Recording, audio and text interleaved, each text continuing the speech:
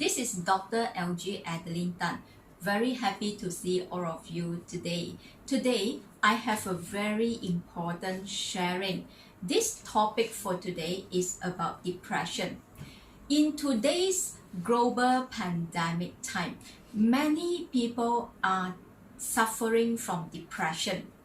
Well, I would like to share with you what are the significant identifier for us to identify whether this person is suffering from depression. First of all, when you look at the person always do not have a smiley face, and the person always showing this very unhappy, worrying face, and normally this is a note where the person is not happy. And secondly, if the person also fulfill the second point, if the person also have a less word.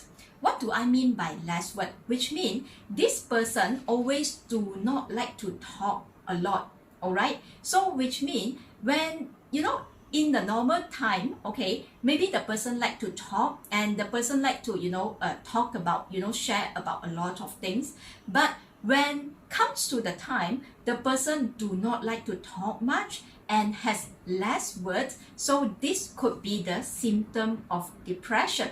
Thirdly, very important, if the person always try to avoid from crowd, try to avoid from party, try to avoid from a group of discussion, try to avoid from gathering, and this is also a symptom of depression.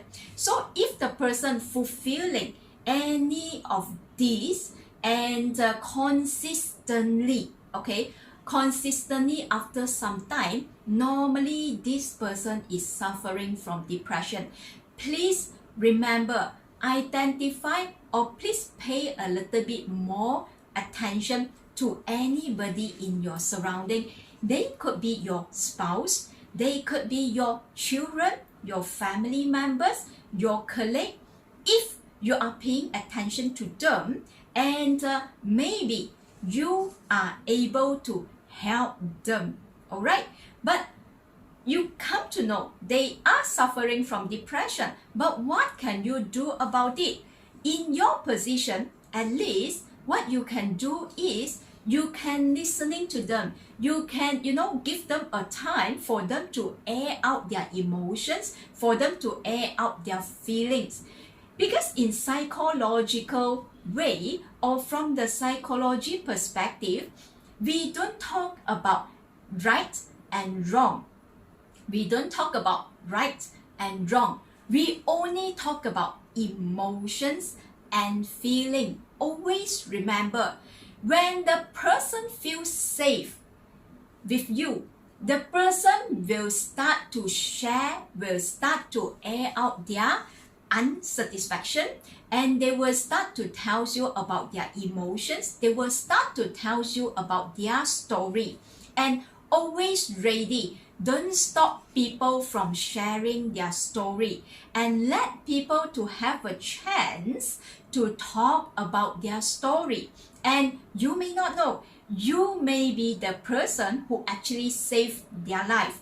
So do remember, always ask the right question. In psychology, how do we ask the right question? Say example, you can ask this: how do you feel today? This happened. What do you think about it? What is your feeling right now? When you saw this thing happen, how do you feel?